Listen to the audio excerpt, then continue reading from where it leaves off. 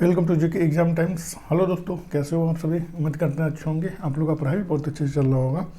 तो अभी जो हम लोग जो देखने वाले हैं वो एडविटेरिया का 5+ बहुविकल्पीय प्रश्न को हम लोग देखने वाले हैं, जो नवीनतम संशोधित संस्करण है। ये वस्तुनिष्ठ समान अध्ययन all state PCS, BSSC, BPSSC, SSC, railway, banking, CDS, NDA अन्य सभी प्रतियोगिता परीक्षाओं के लिए बहुत ज़्यादा उपयोगी है। इसमें टोटल जो है वो 100 प्रैक्टिस सेट है और इसमें जो है वो विषयवार स्मरणीय तथ्य संग्रह भी दिया गया है। और आज का जो हमारा जो प्रैक्टिस सेट है वो 74 एंड 75 है, ठीक है। और इसमें टोटल जो है वो 100 क्वेश्चन होगा। सो आप लोग उसको जरूर करें, हेल्पफुल लगे तो लाइक, शेयर और सब्सक्राइब करना ना भूलें। सो टाइम वेस्ट न करते हुए हम लोग प्रैक्टिस सेट के क्वेश्चन पे आते हैं। प्रैक्टिस सेट 74 का फर्स्ट क्वेश्चन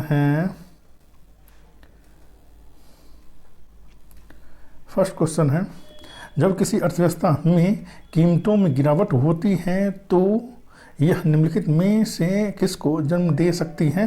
तो इसका आंसर जो है वो सी हो जाएगा। 1 और 3 को दे सकती है। उपभोक्ता वस्तुओं की मांग में वृद्धि होगी और निर्यात में वृद्धि होगी। नेक्स्ट क्वेश्चन है 2, यूनियन बजट में राजकोष की घाटा निम्न के बराबर है।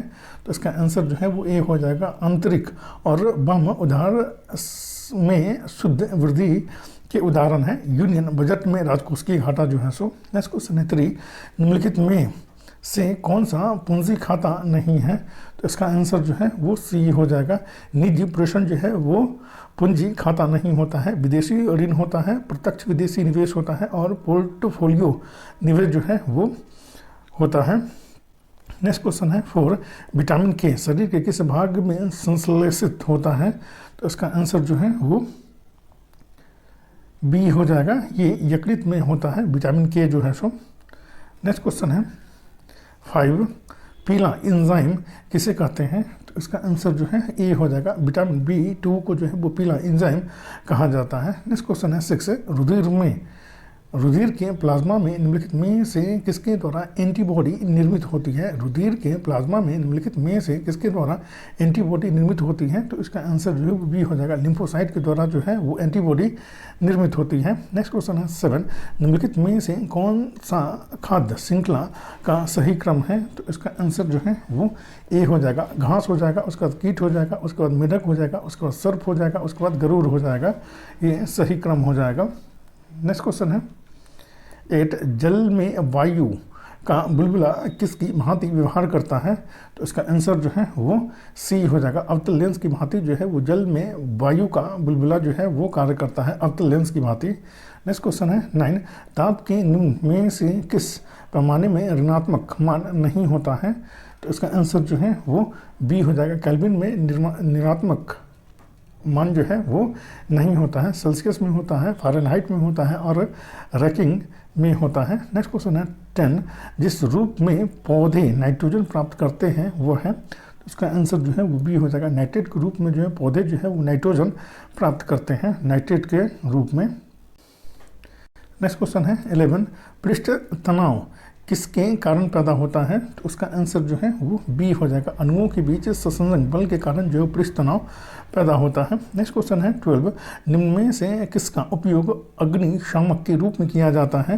तो इसका आंसर जो है वो सी हो जाएगा। बेकिंग सोडा का प्रयोग जो है वो अग्निशामक के रूप में किया जाता है। नेक्स्ट क्वेश्चन है 13, वयस्क पुरुषों में आरबीसी का सामान्य संख्या कितनी होती है? तो इसका आंसर जो है वो डी हो जाएगा। 5.4 मिलियन होती है वयस्क पुरुषों में जो है सो आरबीसी की संख्या जो है सो। नेक्स्ट क्वेश्चन है 14, निम्न में से कौन सा वायु का अकार्बनिक गैसीय प्रदूषण है?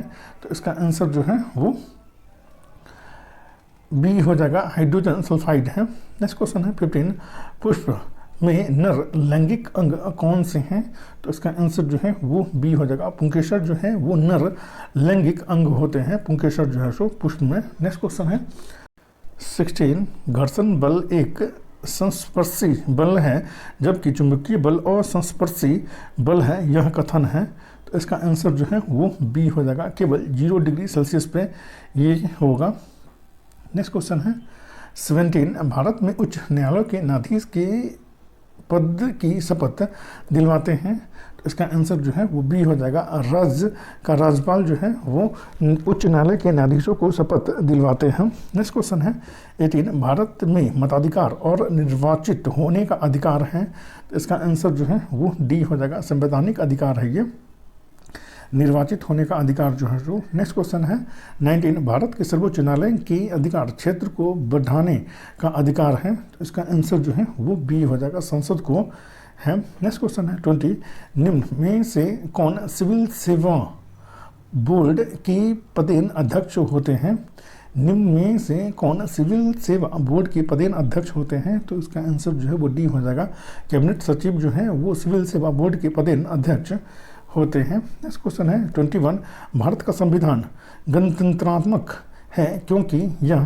तो इसका आंसर जो है वो डी हो जाएगा, कोई वंशानुगत तत्व नहीं है इसमें, इसलिए जो है वो भारत का संविधान जो है वो गणतंत्रात्मक है। नेक्स्ट क्वेश्चन है 22, शुंग शासकों ने अपनी राजधानी कहाँ स्थापित की थी? तो इसका आंसर जो है वो ए हो जाएगा, विदिशा में स्थापित की थी शुंग शासकों ने अपनी राजधानी। नेक्स्ट क्वेश्चन है 23, मुगल काल में निम्न में से किस व्यवस्था के अंतर्गत खड़ी फसल के आधार पर लगान का अनुमान लगा कर वसूली की जाती थी? तो इसका आंसर जो है वो सी हो जाएगा, नस्क के अनुमान पे जो है वो वसूली की जाती थी अनुमान लगा करके। नेक्स्ट क्वेश्चन है 24, शेरशाह ने विशुद्ध चांदी एवं तांबे के सिक्के का प्रचलन किया था? चांदी एवं तांबे के सिक्के को क्रमशः नाम था? तो इसका आंसर जो है वो सी हो जाएगा, चांदी का सिक्के का जो नाम जो था वो रुपया था और तांबे के सिक्के का नाम जो था वो दाम था शेरशाह के शासनकाल में। नेक्स्ट क्वेश्चन है 25, सूची 1 को सूची 2 के साथ सुमेलित कीजिए तथा सूचियों के नीचे दिए गए कोड का प्रयोग कर सही उत्तर का चयन कीजिए। सूची 1 और सूची 2, तो इसका आंसर जो है वो सी हो जाएगा, बाबर। तो इसका जो है वो काबुल, इसकी राजधानी जो है वो काबुल थी। अकबर, इसकी राजधानी जो है वो सिकंदरा थी। जहांगीर, इसकी राजधानी जो है वो लाहौर थी। शाहजहां, इसकी राजधानी जो है वो आगरा थी। नेक्स्ट क्वेश्चन है 26, उपनिषदों का फारसी भाषा में अनुवाद कहलाता है? तो इसका आंसर जो है वो बी हो जाएगा, सिर ए अकबर कहलाता है उपनिषदों का फारसी भाषा में अनुवाद जो है सो। नेक्स्ट क्वेश्चन है 27, किनके द्वारा लंदन में ब्रिटिश इंडिया सोसाइटी की स्थापना की गई? तो इसका आंसर जो है वो डी हो जाएगा, विलियम एडम्स के द्वारा जो है वो लंदन में जो ब्रिटिश इंडिया सोसाइटी की स्थापना की गई थी। नेक्स्ट क्वेश्चन है 28, दिल्ली सल्तनत के किस सुल्तान ने सर्वप्रथम अपने विचारों को स्पष्ट करते हुए कहा कि राज्य का आधार प्रजा का समर्थन होना चाहिए? तो इसका आंसर जो है वो ए हो जाएगा, जलालुद्दीन खिलजी ने ये कहा था कि राज्य का आधार जो है प्रजा का समर्थन होना चाहिए, ये जलालुद्दीन खिलजी का ये कथन था। नेक्स्ट क्वेश्चन है 29, तथा कथित सुशासन के आधार पर किस गवर्नर जनरल ने मैसूर राज्य के प्रशासन को अपने अधिकार क्षेत्र में शामिल किया था? तो इसका आंसर जो है वो सी हो जाएगा, लॉर्ड विलियम बेटिंग ने जो है वो कथित कुशासन के आधार पर जो है वो मैसूर को जो है वो अपने शासन के अधीन किया था लॉर्ड विलियम बेटिंग ने। नेक्स्ट क्वेश्चन है 30, निम्न युग्मों में कौन सा सही सुमेलित है? तो इसका आंसर जो है वो ए हो जाएगा, लॉर्ड कॉर्नवालिस अस्थायी बंदोबस्त इसके शासनकाल में ये लाया था, ये सही सुमेलित है। नेक्स्ट क्वेश्चन है 31, निम्नलिखित में से किन व्यक्तियों ने द्वितीय गोलमेज सम्मेलन में भाग लिया? निम्नलिखित में से किन व्यक्तियों ने द्वितीय गोलमेज सम्मेलन में भाग लिया? तो इसका आंसर जो है वो डी हो जाएगा, महात्मा गांधी ने भाग लिया था, सरोजिनी नायडू ने भाग लिया था और मदन मोहन मालवीय ने जो है वो द्वितीय गोलमेज सम्मेलन में भाग लिया था।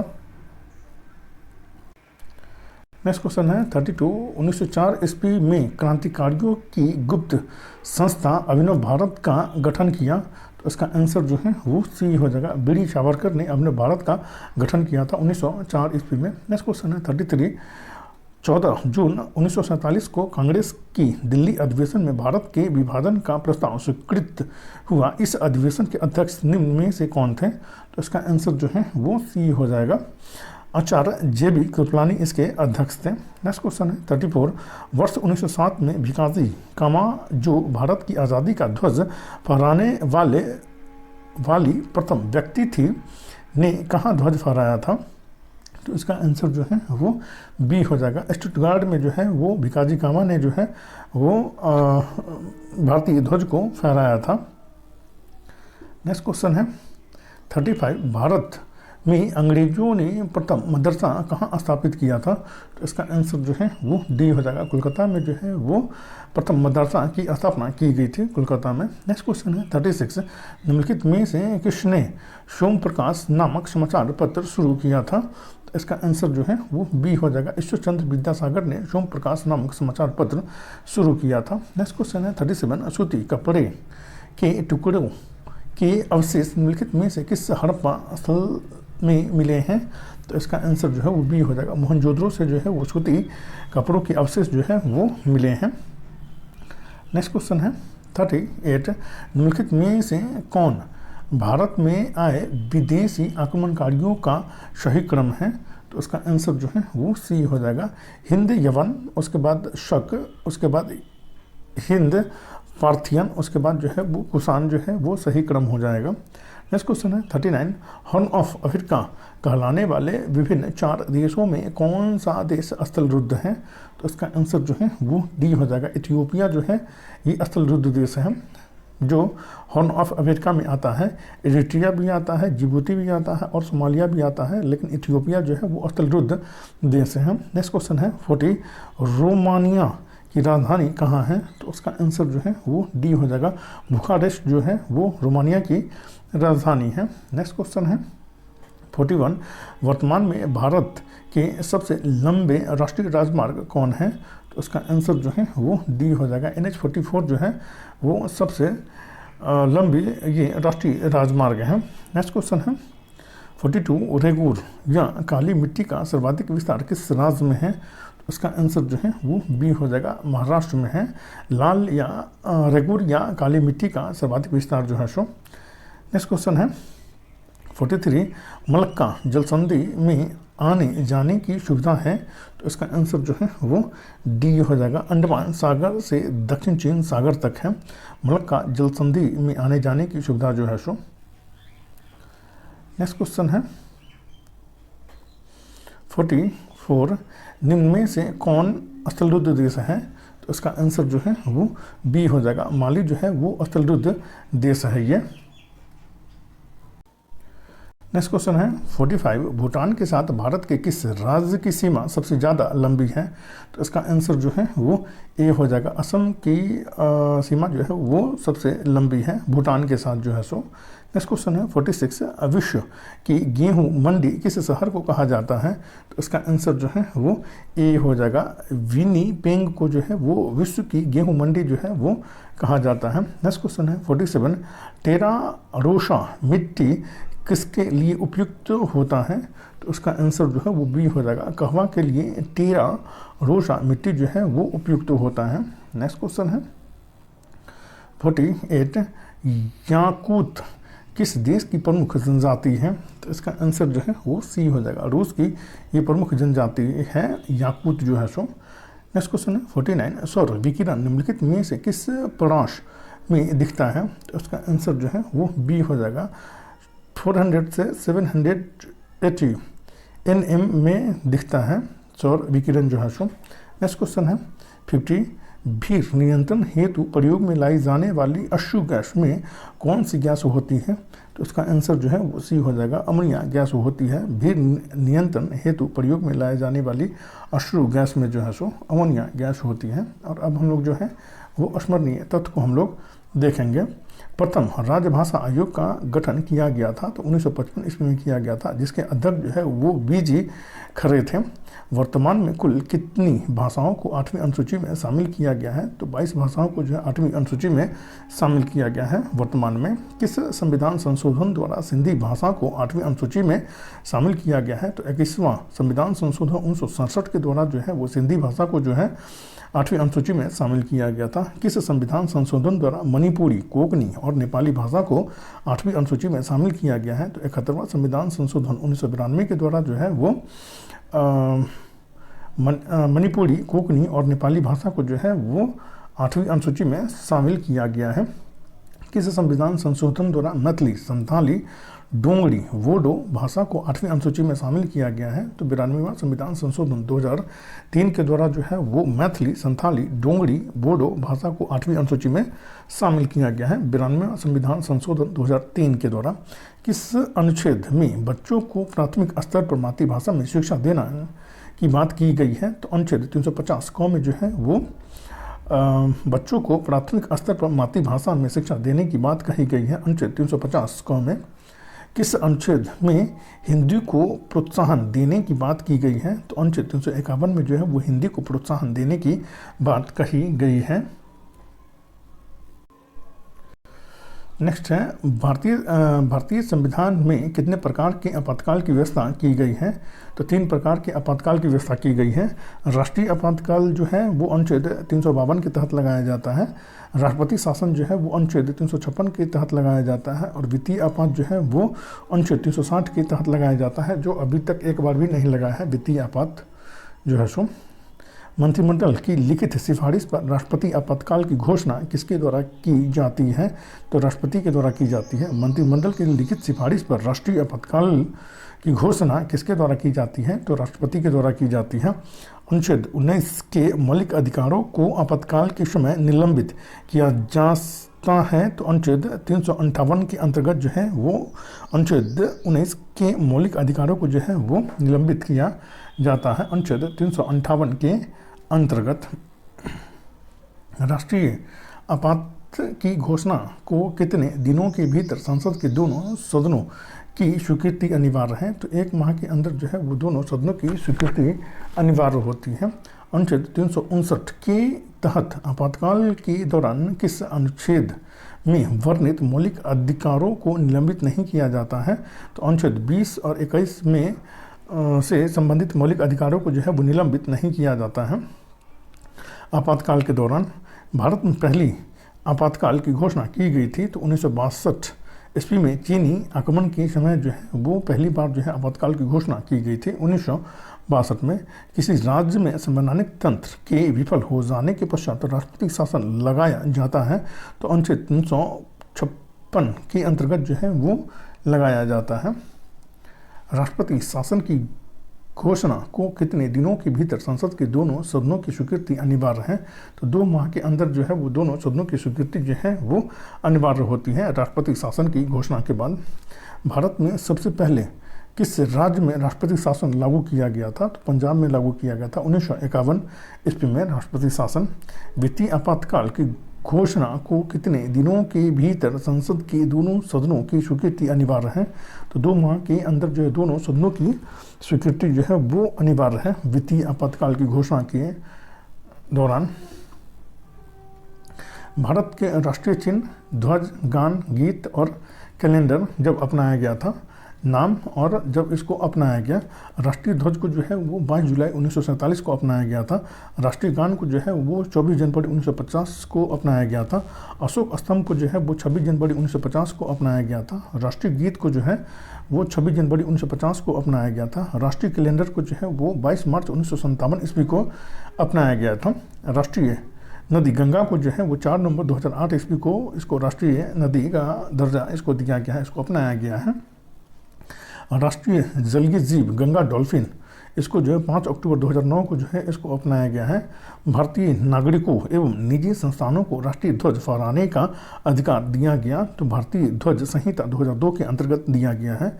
भारतीय नागरिकों एवं निजी संस्थानों को राष्ट्रीय ध्वज फहराने का अधिकार दिया गया, तो भारतीय ध्वज संहिता 2002 के अंतर्गत दिया गया है। अब जो है हम लोग प्रैक्टिस सेट 75 को देखेंगे। 75 का फर्स्ट क्वेश्चन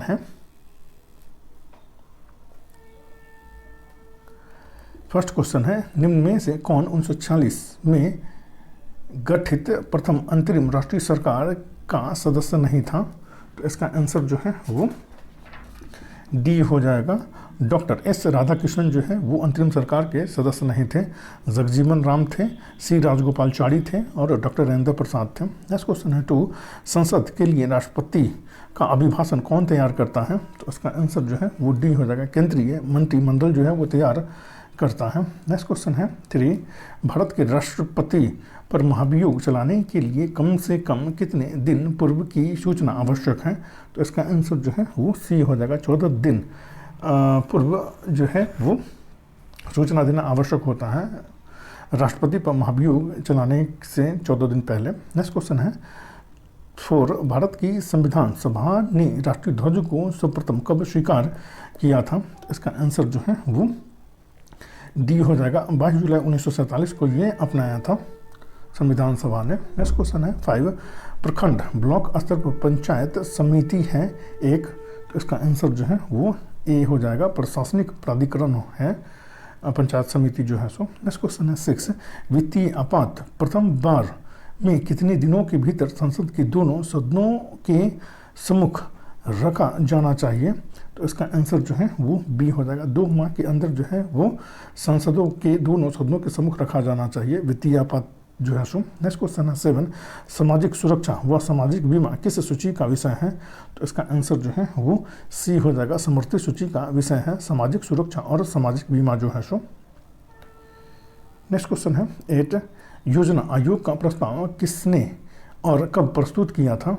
तो इसका आंसर जो है वो ए हो जाएगा, जॉन मथाई ने जो है वो 1950 ईस्वी में जो है योजना आयोग का प्रस्ताव जो है वो प्रस्तुत किया था। नेक्स्ट क्वेश्चन है 9, वर्ष 2005 में सूचना का अधिकार की परिपाटी में अग्रणी व्यक्ति कौन थे? तो इसका आंसर जो है वो बी हो जाएगा, अरुणा राय जो है वो अग्रणी व्यक्ति थे सूचना के अधिकार परिपाटी में अग्रणी व्यक्ति जो है सो। नेक्स्ट क्वेश्चन है 10, उत्तर पूर्वी राज्यों के दक्षिणी सिरे में अंतिम स्थान पर स्थित ब्लू माउंटेन का क्षेत्र है। तो इसका आंसर जो है वो बी हो जाएगा, मिजोरम का ये क्षेत्र है। ये उत्तर पूर्व राज्यों के दक्षिणी सिरे में अंतिम स्थान पर स्थित ब्लू माउंटेन का क्षेत्र है, तो ये मिजोरम का क्षेत्र है ये। नेक्स्ट क्वेश्चन है 11, निम्नलिखित में से किस देश में टुंड्रा वनस्पति नहीं है? तो इसका आंसर जो है वो ए हो जाएगा, बेलारूस में टुंड्रा वनस्पति नहीं है, संयुक्त राज्य अमेरिका में है, रूस में है और कनाडा में पाया जाता है ये। नेक्स्ट क्वेश्चन है 12, हिमालय पर्वत श्रेणी की सर्वाधिक ऊंचाई पर स्थित दर्रा कौन सी है? तो इसका आंसर जो है वो सी हो जाएगा, माना दर्रा जो है वो हिमालय पर्वत श्रेणी की सर्वाधिक ऊंचाई पर स्थित दर्रा है ये, माना दर्रा। नेक्स्ट क्वेश्चन है 13, मैंग्रोव किसे कहा जाता है? तो इसका आंसर जो है वो सी हो जाएगा, लवन। कच्छ का प्राकृतिक वन जो है इसे जो मैंग्रोव कहा जाता है। नेक्स्ट क्वेश्चन है 14, मिकिर पहाड़ी किस राज्य में स्थित है? तो इसका आंसर जो है वो सी हो जाएगा, ये असम में स्थित है। नेक्स्ट क्वेश्चन है 15, निम्न पर्वत शिखरों में से कौन सा एक भारत में अवस्थित नहीं है? तो इसका आंसर जो है वो डी हो जाएगा, गोसाईनाथ जो है वो भारत में स्थित नहीं है, कामेट है, नंदा देवी है और त्रिशूल जो है ये भारत में स्थित है ये। नेक्स्ट क्वेश्चन है 16, निम्नलिखित देशों में कौन सा देश स्थलरुद्ध देश नहीं है? तो इसका आंसर जो है वो डी हो जाएगा, लाइबेरिया जो है ये स्थलरुद्ध देश नहीं है, अफगानिस्तान है, लग्जमबर्ग है और लाओस जो है वो स्थलरुद्ध देश है। नेक्स्ट क्वेश्चन है 17, चितवन घाटी किस देश में स्थित है? तो उसका आंसर जो है वो सी हो जाएगा, नेपाल में स्थित है चितवन घाटी जो है सो। नेक्स्ट क्वेश्चन है 18, श्वेत रक्त कोशिका WBC अथवा कणिकाएं निम्नलिखित में से क्या कार्य करती है? तो इसका आंसर जो है वो सी हो जाएगा, रोगाणुओं का विनाश करती है। नेक्स्ट क्वेश्चन है 19, संसार का सर्वाधिक जनसंख्या वाला मरुस्थल कौन सा है? तो इसका आंसर जो है वो सी हो जाएगा, थार मरुस्थल जो है वो संसार का सर्वाधिक जनसंख्या वाला मरुस्थल है ये। नेक्स्ट क्वेश्चन है 20, हदीस क्या है? तो इसका आंसर जो है वो डी हो जाएगा, इस्लामिक कानून है ये हदीस जो है सो। नेक्स्ट क्वेश्चन है 21, बहमनी साम्राज्य की स्थापना किस वर्ष की गई? तो इसका आंसर जो है वो डी हो जाएगा, 1347 ईस्वी में जो है बहमनी साम्राज्य की स्थापना की गई थी। नेक्स्ट क्वेश्चन है 22, प्रसिद्ध राग गोविंद के रचयिता कौन है? तो इसका आंसर जो है वो सी हो जाएगा। मीराबाई जो है वो राग गोविंद के रचयिता है। नेक्स्ट क्वेश्चन है 23, हुमायूं ने चुनार दुर्ग पर प्रथम आक्रमण कब किया था? हुमायूं ने चुनार दुर्ग पर प्रथम आक्रमण कब किया था? तो इसका आंसर जो है वो सी हो जाएगा, 1532 ईस्वी में किया था। नेक्स्ट क्वेश्चन है 24, अकबर के साथ युद्ध करने वाली रानी दुर्गावती कहाँ की रानी थी? तो इसका आंसर जो है वो बी हो जाएगा, ये मंडला की रानी थी, रानी दुर्गावती जो है सो, जो अकबर के साथ युद्ध किया था इन्होंने। नेक्स्ट क्वेश्चन है 25, मुगल काल में किस बंदरगाह को मक्का द्वार कहा जाता था? तो इसका आंसर जो है वो बी हो जाएगा, सूरत को जो है वो मक्का का द्वार कहा जाता था, सूरत बंदरगाह को। नेक्स्ट क्वेश्चन है 26, किस फ्रांसीसी को भारत में फ्रांसीसी कंपनी का संस्थापक माना जाता है? तो इसका आंसर जो है वो ए हो जाएगा, कोलबर्ट को जो है वो फ्रांसीसी कंपनियों का संस्थापक माना जाता है भारत में। नेक्स्ट क्वेश्चन है 27, निम्नलिखित में से किस राज्य के महाराजा ने अंत में विद्रोह का नाटकीय प्रदर्शन करने के बाद ही विलय पत्र हस्ताक्षर किए? तो उसका आंसर जो है वो डी हो जाएगा, जोधपुर के राजा ने ये नाटकीय प्रदर्शन करने के बाद जो है वो विलय पत्र को हस्ताक्षर किए थे, जोधपुर के राजा ने। नेक्स्ट क्वेश्चन है 28, डेक्कन एजुकेशन सोसाइटी की स्थापना निम्न में से किसने किया? तो इसका आंसर जो है वो बी हो जाएगा, बीजी तिलक ने किया था डेक्कन एजुकेशन सोसाइटी की स्थापना जो है सो। नेक्स्ट क्वेश्चन है 29, निम्नलिखित में से किस कारागार में राम प्रसाद बिस्मिल को फांसी दी गई थी? तो इसका आंसर जो है वो डी हो जाएगा, गोरखपुर जेल में जो है वो राम प्रसाद बिस्मिल को फांसी दी गई थी। नेक्स्ट क्वेश्चन है 30, सर्वप्रथम स्तूप शब्द का वर्णन कहाँ मिलता है?